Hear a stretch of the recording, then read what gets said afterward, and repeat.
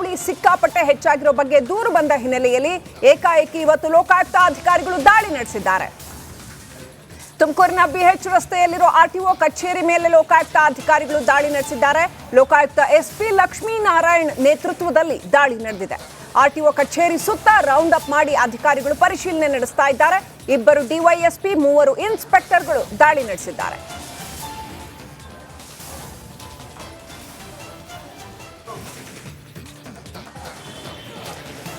ಸಿಕ್ಕಾಪಟ್ಟೆ ಏಜೆಂಟ್ಗಳ ಹಾವಳಿ ಅಲ್ಲಿ ಅಂತ ಈ ಡ್ರೈವಿಂಗ್ ಲೈಸೆನ್ಸ್ ಮಾಡ್ಕೊಡೋದಕ್ಕೆ ಸಾವಿರ ರೂಪಾಯಿ ತಗೊಂಡು ಯೋಗ್ಯತೆ ಇರುವವರಿಗೂ ಇಲ್ಲದಿರೋರಿಗೂ ಎಲ್ಲರಿಗೂ ಡಿಸರ್ವಿಂಗ್ನೆಸ್ ಇದೆಯೋ ಇಲ್ವೋ ಒಟ್ಟಿನಲ್ಲಿ ಡ್ರೈವಿಂಗ್ ಲೈಸೆನ್ಸ್ ಮಾಡಿಸ್ಕೊಡೋಂಥದ್ದು ಇಂಥದ್ದೆಲ್ಲ ಸಾಕಷ್ಟು ನಡೀತಾ ಇರೋದ್ರ ಹಿನ್ನೆಲೆಯಲ್ಲಿ ಈಗ ತುಮಕೂರು ಆರ್ಟಿಒ ಕಚೇರಿ ಮೇಲೆ ಲೋಕಾಯುಕ್ತ ದಾಳಿ ನಡೀತಾ ಇದೆ. ಸಿಕ್ಕಾಪಟ್ಟೆ ಹಣ ಜನಗಳಿಂದ ಪೀಕ್ತಾ ಇದ್ದಂತಹ ಏಜೆಂಟ್ಗಳು, ಹಾಗಾಗಿ ಈಗ ಲೋಕಾಯುಕ್ತ ದಾಳಿ ನಡೆದಿದೆ.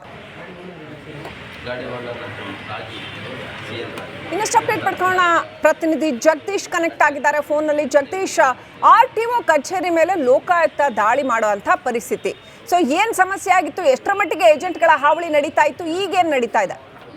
ಶ್ರೀಲಕ್ಷ್ಮಿ, ತುಮಕೂರಿನಲ್ಲಿ ಇವತ್ತು ಲೋಕಾಯುಕ್ತ ಅಧಿಕಾರಿಗಳು ಆರ್ಟಿಒ ಕಚೇರಿಗಳ ಮೇಲೆ ಏಕಾಏಕಿ ದಾಳಿಯನ್ನು ಕೂಡ ಮಾಡಿರ್ತಕ್ಕಂಥದ್ದು. ಇವತ್ತು 3 ಕಡೆ ಒಟ್ಟು ಆ ದಾಳಿ ಕೂಡ ಆಗಿರ್ತಕ್ಕಂಥದ್ದು. ತುಮಕೂರು ಮತ್ತೆ ತಿಪಟೂರು ಹಾಗೂ ಮಧುಗಿರಿ ಆರ್ಟಿಒ ಕಚೇರಿ ಮೇಲೆ ಏಕಕಾಲದಲ್ಲಿ ಆ ದಾಳಿಯನ್ನು ಕೂಡ ಮಾಡಿರ್ತಕ್ಕಂಥದ್ದು. ತುಮಕೂರು ಲೋಕಾಯುಕ್ತ ಎಸ್ಪಿ ಲಕ್ಷ್ಮೀನಾರಾಯಣ ಅವರ ಒಂದು ನೇತೃತ್ವದಲ್ಲಿ 3 ಡಿವೈಎಸ್ಪಿಗಳು ಮತ್ತು 6 ಜನ ಇನ್ಸ್ಪೆಕ್ಟರ್ಗಳ ಒಂದು ನೇತೃತ್ವದಲ್ಲಿ ಈಗ ದಾಳಿಯನ್ನು ನಡೆಸಿ ಈಗ ಪರಿಶೀಲನೆ ಕೂಡ ಮಾಡ್ತಾ ಇರ್ತಕ್ಕಂಥದ್ದು. ಅಂದ್ರೆ ಆರ್ಟಿಒ ಕಚೇರಿಗಳಲ್ಲಿ ಸಾಕಷ್ಟು ಬ್ರೋಕರ್ಗಳ ಹಾವಳಿ ಕೂಡ ಹೆಚ್ಚಾಗಿದೆ, ಮತ್ತೆ ಯಾವುದೇ ಕೆಲಸಗಳು ಬೇಗ ಆಗ್ತಾ ಇಲ್ಲ, ಡಿಲೇ ಆಗ್ತಾ ಇದೆ ಅನ್ನೋದು ಸಾಕಷ್ಟು ದೂರು ಕೂಡ ಲೋಕಾಯುಕ್ತ ಕಚೇರಿ ಕೂಡ ಬಂತು. ಈ ಒಂದು ಹಿನ್ನೆಲೆಯಲ್ಲಿ ಇವತ್ತು ಏಕಾಏಕಿಯಾಗಿ ದಾಳಿ ನಡೆಸಿ ಈಗ ಪರಿಶೀಲನೆ ಕೂಡ ಮಾಡ್ತಾ ಇರ್ತಕ್ಕಂಥದ್ದು. ಅಂದ್ರೆ ತುಮಕೂರಿನ ಒಂದು ಆರ್ಟಿಒ ಕಚೇರಿಯಿಂದ ಆರ್ಟಿಒ ಕಚೇರಿಯ ಸುತ್ತಲೂ ಕೂಡ ಒಂದು ಏನು ರೌಂಡ್ ಅಪ್ ಮಾಡಿ ಈಗ ಯಾರನ್ನು ಬ್ರೋಕರ್ ಒಳಗಡೆ ಇದ್ದು ಅವರೆಲ್ಲರೂ ಕೂಡ ಹಿಡಿದು ಈಗ ಪರಿಶೀಲನೆ ಕೂಡ ಮಾಡ್ತಾ ಇರ್ತಕ್ಕಂಥದ್ದು. ಸದ್ಯ ಈಗ ಬೆಳಗ್ಗಿಂದಲೂ ಕೂಡ ಈಗ ನಿರಂತರವಾಗಿ ಈಗ ಪರಿಶೀಲನೆ ಕೂಡ ನಡೆದಿರ್ತಕ್ಕಂಥದ್ದು. Shrilakshmi, right, thank you Jagadish ಡೀಟೇಲ್ಸ್ಗಾಗಿ.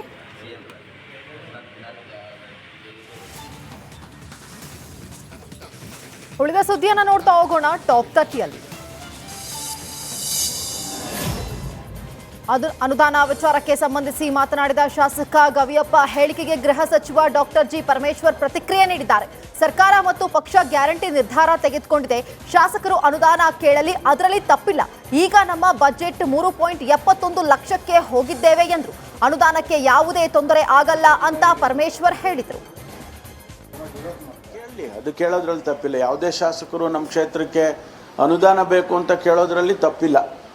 ನನ್ನನ್ನು ಸೇರಿಸ್ಕೊಂಡು ನಾನು ಕೇಳ್ತೀನಿ, ನಮ್ಮ ಕ್ಷೇತ್ರಕ್ಕೆ ಅನುದಾನ ಕೊಡಿ ಅಂತ. ಅದರಲ್ಲಿ ಏನು ತಪ್ಪಿಲ್ಲ, ಕೇಳಲಿ. ಅದು ಕೇಳೋದ್ರಲ್ಲಿ ತಪ್ಪಿಲ್ಲ. ಯಾವುದೇ ಶಾಸಕರು ನಮ್ಮ ಕ್ಷೇತ್ರಕ್ಕೆ ಅನುದಾನ ಬೇಕು ಅಂತ ಕೇಳೋದ್ರಲ್ಲಿ ತಪ್ಪಿಲ್ಲ. ನನ್ನನ್ನು ಸೇರಿಸ್ಕೊಂಡು ನಾನು ಕೇಳ್ತೀನಿ, ನಮ್ಮ ಕ್ಷೇತ್ರಕ್ಕೆ ಅನುದಾನ ಕೊಡಿ ಅಂತ. ಅದರಲ್ಲಿ ಏನು ತಪ್ಪಿಲ್ಲ, ಕೇಳಲಿ. ಅದು ಕೇಳೋದ್ರಲ್ಲಿ ಕಾಂಗ್ರೆಸ್ಗೆ ಬೇರೆ ಶಾಸಕರು ಬರ್ತಾರೆ ಅನ್ನೋ ಸಿಪಿ ಯೋಗೇಶ್ವರ ಹೇಳಿಕೆಗೆ ಪರಮೇಶ್ವರ್ ಪ್ರತಿಕ್ರಿಯೆ ನೀಡಿದ್ದಾರೆ. ಸಿಪಿ ಯೋಗೇಶ್ವರ್ ಅವರು ಯಾವ ಅರ್ಥದಲ್ಲಿ ಹೇಳಿದ್ದಾರೆ ಗೊತ್ತಿಲ್ಲ. ಸರ್ಕಾರದಲ್ಲಿ ಈಗಾಗಲೇ 138 ಶಾಸಕರು ಇದ್ದಾರೆ, ಸರ್ಕಾರ ಭದ್ರವಾಗಿರತ್ತೆ, ಆ ಒಂದು ಭಾವನೆಯಿಂದ ಹೇಳಿರಬಹುದು ಅಂತ ಹೇಳಿದ್ರು. ಯಾವ ಅರ್ಥದಲ್ಲಿ ಹೇಳಿದಾರೋ ಗೊತ್ತಿಲ್ಲ. ಚುನಾವಣೆ ಆದಮೇಲೆ ಸ್ವಾಭಾವಿಕವಾಗಿ ಕಾಂಗ್ರೆಸ್ ಈಗ 138 ಸ್ಥಾನಕ್ಕೆ ಹೋಗಿದೆ. ಸುಭದ್ರವಾದ ಸರ್ಕಾರ ಇದು ಆಗುತ್ತೆ ಅಂತೇಳಿ ಇದೆ ಅಂತೇಳಿ ಅವ್ರಿಗೆ ಆ ಭಾವನೆ ಅನಿಸಿರ್ಬೋದು. ಆದರೆ ಯಾರಾದರೂ ಕಾಂಗ್ರೆಸ್ ಪಕ್ಷಕ್ಕೆ ಬರ್ತಾರೆ ಅಥವಾ ನಾಳೆನೋ ನಾಡ್ದೋ ಕಾಂಗ್ರೆಸ್ ಪಕ್ಷ ಸೇರ್ಕೊಳ್ತಾರೆ ಅನ್ನೋದೆಲ್ಲ ಇದು ಟೂ ಅರ್ಲಿ ಟು ಪ್ರೆಡಿಕ್ಟ್. ಬೆಳಗಾವಿಯಲ್ಲಿ ನಡೆಯಲಿರೋ ಚಳಿಗಾಲದ ಅಧಿವೇಶನದ ಹಿನ್ನೆಲೆಯಲ್ಲಿ ಜೆಡಿಎಸ್ ನಾಯಕರು ಮಹತ್ವದ ಸಭೆಯನ್ನ ನಡೆಸ್ತಾ ಇದ್ದಾರೆ. ಅಧಿವೇಶನದಲ್ಲಿ ಕಾಂಗ್ರೆಸ್ ಸರ್ಕಾರವನ್ನ ಇಕ್ಕಟ್ಟಿಗೆ ಸಿಲುಕಿಸೋ ವಿಷಯಗಳ ಬಗ್ಗೆ ವಿಧಾನಸೌಧದಲ್ಲಿ ಚರ್ಚೆ ನಡೆಸಲಿದ್ದಾರೆ. ಮೈತ್ರಿ ಪಕ್ಷವಾದ ಬಿಜೆಪಿ ಜೊತೆ ಸೇರಿ ಸರ್ಕಾರದ ವಿರುದ್ಧ ಒಳಗೂ ಹಾಗೂ ಹೊರಗೂ ಹೇಗೆ ಹೋರಾಟವನ್ನ ಮಾಡಬೇಕು ಅನ್ನೋ ಚರ್ಚೆ ಆಗಲಿದೆ. ಜೆಡಿಎಸ್ ಶಾಸಕರನ್ನ ಕಾಂಗ್ರೆಸ್ಗೆ ಕರ್ಕೊಂಡು ಬರ್ತೇನೆ ಅಂತ ಹೇಳಿದ್ದ ಯೋಗೇಶ್ವರ್ಗೆ ಜೆಡಿಎಸ್ ಒಗ್ಗಟ್ಟಿನ ಮೂಲಕ ಸಂದೇಶ ರವಾನಿಸಲಿದ್ದಾರೆ. ವಕೀಲೆ ಜೀವ ಆತ್ಮಹತ್ಯೆ ಪ್ರಕರಣಕ್ಕೆ ಸಂಬಂಧಪಟ್ಟಂತೆ ಡಿವೈಎಸ್ಪಿ ಕನಕಲಕ್ಷ್ಮಿ ತನಿಖೆಗೆ ಸ್ಟೇ ಕೋರಿ ಅರ್ಜಿ ಸಲ್ಲಿಸಿದ್ರು. ಇವತ್ತು ಹೈಕೋರ್ಟ್ನಲ್ಲಿ ಇದರ ಬಗ್ಗೆ ವಿಚಾರಣೆ ನಡೆದಿದೆ. ಸಿಬಿಐ ವಕೀಲರಿಗೆ ನೋಟಿಸ್ ಜಾರಿ ಮಾಡಿ ಶುಕ್ರವಾರಕ್ಕೆ ವಿಚಾರಣೆಯನ್ನ ಮುಂದೂಡಿಕೆ ಮಾಡಲಾಗಿದೆ. ಶುಕ್ರವಾರ ಆದೇಶ ಪ್ರಕಟಿಸುವುದಾಗಿ ತಿಳಿಸಿದ ಹೈಕೋರ್ಟ್ ಭೋವಿ ನಿಗಮ ಹಗರಣದ ತನಿಖೆಯನ್ನು ಎದುರಿಸಿದ್ದಂತಹ ಉದ್ಯಮಿ ಹಾಗೂ ವಕೀಲೆ ಜೀವ ನವೆಂಬರ್ 22ನೇ ತಾರೀಕು ಆತ್ಮಹತ್ಯೆ ಮಾಡಿಕೊಂಡಿದ್ರು. ಸಿಐಡಿ ಡಿವೈಎಸ್ಪಿ ಕನಕಲಕ್ಷ್ಮಿ ಕಿರುಕುಳ ನೀಡಿದ ಬಗ್ಗೆ ಜೀವ ತಮ್ಮ ಡೆತ್ ನೋಟ್ನಲ್ಲಿ ಬರ್ಕೊಂಡಿದ್ರು. ವಕೀಲೆ ಜೀವ ಆತ್ಮಹತ್ಯೆ ಪ್ರಕರಣಕ್ಕೆ ಸಂಬಂಧಿಸಿ ಬೆಂಗಳೂರಿನಲ್ಲಿ ಗೃಹ ಸಚಿವ ಡಾಕ್ಟರ್ ಜಿ ಪರಮೇಶ್ವರ್ ಪ್ರತಿಕ್ರಿಯಿಸಿದ್ದಾರೆ. ಸಿಐಡಿ ಅಧಿಕಾರಿಗಳು ಹಣಕ್ಕೆ ಬೇಡಿಕೆ ಇಟ್ಟ ಆರೋಪ ಕೇಳಿಬಂದಿದೆ. ವಕೀಲೆ ಜೀವ ಆತ್ಮಹತ್ಯೆ ಕೇಸ್ ಬಗ್ಗೆ ತನಿಖೆ ನಡೀತಾ ಇದೆ.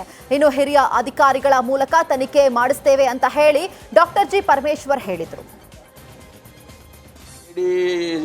SIT ಇನ್ವೆಸ್ಟಿಗೇಷನ್ ಮಾಡ್ತಾ ಇದ್ದಾರೆ. ಸಂಪೂರ್ಣ ಆಗೋವರೆಗೂ ನಾವು ಅದರ ಬಗ್ಗೆ ಏನು ಹೆಚ್ಚು ಹೇಳೋಕ್ಕಾಗೋದಿಲ್ಲ. ನಿಮಗೇನು ಮಾಹಿತಿ ಬಂದಿದೆ ನನಗೂ ಅಷ್ಟೇ ಬಂದಿದೆ. ಈಗ CID SIT ಇನ್ವೆಸ್ಟಿಗೇಷನ್ ಮಾಡ್ತಾ ಇದ್ದಾರೆ. ಸಂಪೂರ್ಣ ಆಗೋವರೆಗೂ ನಾವು ಅದರ ಬಗ್ಗೆ ಏನು ಹೆಚ್ಚು ಹೇಳೋಕ್ಕಾಗೋದಿಲ್ಲ. ನಿಮಗೇನು ಮಾಹಿತಿ ಬಂದಿದೆ. ಮೈತ್ರಿ ಬಗ್ಗೆ ಮಾಜಿ ಸಚಿವ HD ರೇವಣ್ಣ ಮಾತನಾಡಿದ್ರು. ಆವತ್ತು ನಾವು ಯಡಿಯೂರಪ್ಪನವರ ಜೊತೆ ಮುಂದುವರೆದಿದ್ರೆ ಬೇರೆ ಕಥೆನೇ ಇರ್ತಿತ್ತು. ಮೈತ್ರಿ ವಿಚಾರದಲ್ಲಿ ಅವತ್ತು ನನ್ನಿಂದ ದೇವೇಗೌಡರಿಂದ ತಪ್ಪಾಗಿದ್ದು ಕುಮಾರಸ್ವಾಮಿಯಿಂದಲ್ಲ ಅಂತ ಹೇಳಿದ್ರು. ಯಡಿಯೂರಪ್ಪಗೆ ಅಧಿಕಾರ ಹಸ್ತಾಂತರ ಮಾಡಿದ್ರೆ ಈ ಪರಿಸ್ಥಿತಿ ಬರ್ತಾ ಇರಲಿಲ್ಲ. ಕೋಮುವಾದಿಗಳನ್ನ ದೂರ ಇಡಬೇಕು ಅಂತ ದೇವೇಗೌಡರು ಅವತ್ತು ಕಟ್ಟಿಬಿದ್ರು. ಅದಕ್ಕೆ ಇವತ್ತು ಈ ರೀತಿ ಗೂಸ ಬೀಳಿಸ್ಕೊಳ್ತಾ ಇದ್ದೀವಿ. ನಾನು ಬದುಕಿರೋವರೆಗೂ ಕುಮಾರಸ್ವಾಮಿಯೇ ನಮ್ಮ ನಾಯಕ ಅಂತ ರೇವಣ್ಣ ಹೇಳಿದ್ರು. ಈಗ ಉದಾಹರಣೆಗೆ ಹೇಳೋದಾದ್ರೆ 2004 ಒಂದು ನಾವು ಜೀವನದಲ್ಲಿ ಒಂದು ತಪ್ಪೇನು ಮಾಡಿದ್ದೀವಿ ಅಂದರೆ ಕುಮಾರಸ್ವಾಮಿಯರ ಮೋದಿ ಮಾತು ಕೇಳಿದರೆ ಈ ಪರಿಸ್ಥಿತಿ ಬರ್ತಾ ಇರಲಿಲ್ಲ. ನಾನು ದೇವೇಗೌಡರ ಮಾತು ಕೇಳಿದಾಗೆ ಇವತ್ತು ಈ ಪರಿಸ್ಥಿತಿ ಬಂದಿದೆ. ಕುಮಾರನಿಂದ ಮೋದಿ ಮಾತು ಕೇಳಿದರೆ ರಾಜಕೀಯನೇ ಬೇರೆ ಥರ ದಿಕ್ಕಿಗೆ ಹೋಗೋದು. 2 ಸಾರಿ ಒಂದು 2 ನಿಮಿಷ 2004 2008ರಲ್ಲಿ ರಾಜ್ಯದಲ್ಲಿ 50 ವರ್ಷ ಕಾಂಗ್ರೆಸ್ ಇತಿಹಾಸದಲ್ಲಿ 48 ತಾಲೂಕು ಕೇಂದ್ರಗಳಲ್ಲಿ PU ಕಾಲೇಜಿರಲಿಲ್ಲ. HD ದೇವೇಗೌಡರು ರಾಜಕೀಯ ನಿವೃತ್ತಿ ತೆಗೆದುಕೊಳ್ಬೇಕು ಅನ್ನೋ ಯೋಗೇಶ್ವರ ಹೇಳಿಕೆ ವಿಚಾರಕ್ಕೆ ಸಂಬಂಧಿಸಿ JDLP ನಾಯಕ ಸುರೇಶ್ ಬಾಬು ಕಿಡಿಕಾರಿದ್ದಾರೆ. ಸೋಲು ಮತ್ತು ಗೆಲುವನ್ನ ಸಮಾನವಾಗಿ ಸ್ವೀಕರಿಸುವುದು JDS ಮಾತ್ರ. ಮೊಮ್ಮಗ ಸೋತ್ರು ಸದನಕ್ಕೆ ಹಾಜರಾಗೋದಕ್ಕೆ ದೇವೇಗೌಡರು ದೆಹಲಿಗೆ ಹೋಗಿದ್ದಾರೆ. ದೇವೇಗೌಡರ ಬಗ್ಗೆ ಮಾತನಾಡೋದಕ್ಕೆ ಯೋಗೇಶ್ವರ್ ಯಾವ ನೈತಿಕತೆ ಇದೆ ಅಂತ JDLP ನಾಯಕ ಸುರೇಶ್ ಬಾಬು ಆಕ್ರೋಶವನ್ನ ಹೊರಹಾಕಿದ್ದಾರೆ. ಮಾರಿ ಹೋಗುವಂಥ ಶಾಸಕರಲ್ಲ, ಇದೇನೇನು ಮಾರ್ಕೆಟಲ್ಲಿ ಸಿಗ್ತಕ್ಕಂಥ ವಸ್ತು ಅಲ್ಲ. ನಮ್ಮ ಶಾಸಕರು ಭದ್ರವಾಗಿರ್ತಕ್ಕಂಥವರೇ ಇರೋದು. ನಾವು 18 ಜನ ಇದ್ದರೂ ಕೂಡ ನಮ್ಮ ಪ್ರತಿಪಾದಿಸ್ಕೊಂಡು ನಮ್ಮ ಪಕ್ಷವನ್ನು ಎತ್ತಿಡಿತಕ್ಕಂಥ ಕೆಲಸ, ನಮ್ಮ ಪಕ್ಷದ ಸಿದ್ಧಾಂತಗಳನ್ನ ಉಳಿಸ್ಕೊಂಡು ಹೋಗುವಂಥ ಕೆಲಸ ನಾವೆಲ್ಲ ಸೇರಿ ಮಾಡ್ತೇವೆ. ಆದ್ದರಿಂದ ಇದು ಎಚ್ಚರಿಕೆ ಇರಲಿ ಕಾಂಗ್ರೆಸ್ನವ್ರಿಗೆ. ನಿಮಗೆ ಬಂದಿರತಕ್ಕಂಥ ಯೋಗೇಶ್ವರ್ ಏನು ನಿಮಗೆ ಅಭ್ಯರ್ಥಿಯಾಗಿ ಬಂದು ನಿಮ್ಮ ಪಕ್ಷಕ್ಕೆ ಸೇರಿದರೆ ಅವರು ನಿಮಗೆ ಮುಳುವಾಗ್ತಕ್ಕಂಥದ್ರಲ್ಲಿ ಸಂಶಯ ಇಲ್ಲ. ನೀವು ಎಚ್ಚರಿಕೆ.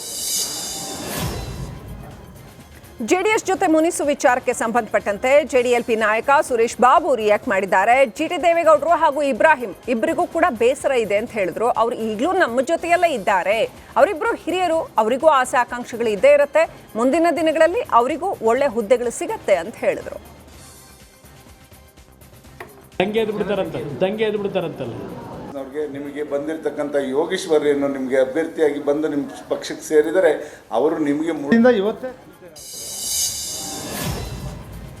ಶಿಗ್ಗಾವಿ ಉಪಚುನಾವಣೆಯಲ್ಲಿ ಬಿಜೆಪಿ ಅಭ್ಯರ್ಥಿ ಸೋಲಿಗೆ ಬಿಜೆಪಿಯವರೇ ಕಾರಣ ಅನ್ನೋ ಮಾತು ಕೇಳಿಬಂದಿತ್ತು.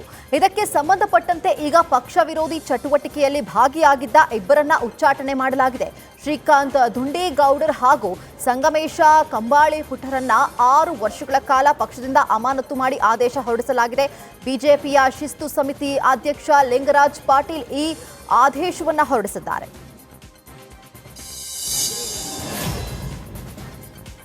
ಇವತ್ತು ಬಳ್ಳಾರಿಗೆ ಮುಖ್ಯಮಂತ್ರಿ ಸಿದ್ದರಾಮಯ್ಯ ಆಗಮಿಸಲಿದ್ದಾರೆ. ಬಳ್ಳಾರಿ ಆರೋಗ್ಯ ಮಾತೆ ಅಮೃತ ಸಂಭ್ರಮೋತ್ಸವ ಕಾರ್ಯಕ್ರಮದಲ್ಲಿ ಸಿಎಂ ಭಾಗಿಯಾಗಲಿದ್ದಾರೆ.